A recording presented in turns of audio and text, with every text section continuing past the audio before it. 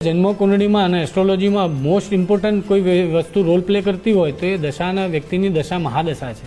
કહેવાય છે કે જ્યોતિષ જે છે એ સ્થાન, સમય અને પાત્રના આધારિત રિઝલ્ટ આપે છે.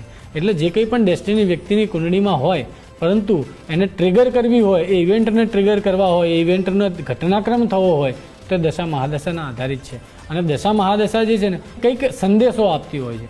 જેમ કે આપણે જોઈએ તો દરેક દશાના ક્રમ ફિક્સ છે.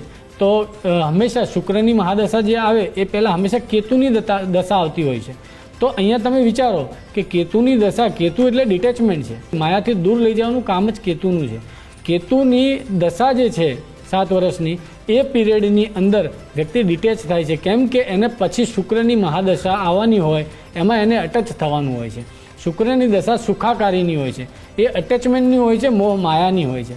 એવી જ રીતે રાહુની મહાદશા પછી હંમેશા ગુરુની મહાદશા આવતી હોય છે. રાહુની મહાદશામાં રાહુ કહેતા આપણે અંધકાર છે, તો અંધકાર પછી જ હંમેશા પ્રકાશ થતો હોય છે. કેમ કે ગુરુ એ પ્રકાશ છે અને અજ્ઞાન પછી જ જ્ઞાન મળતું હોય છે. ગુરુ જ્ઞાન છે, રાહુ અજ્ઞાન છે. તો આવી જ રીતે દશાનો ક્રમ જે છે એ દરેકનો ફિક્સ હોય છે અને દરેક વ્યક્તિની ચાલતી અને મહાદશા અને અંતરદશા પ્રમાણે એને રિઝલ્ટ મળતા હોય છે. એટલે જ્યોતિષમાં સૌથી વધારે કોઈ વસ્તુ ઇમ્પોર્ટન્ટ હોય તો એ વ્યક્તિનો ચાલતો સમય છે.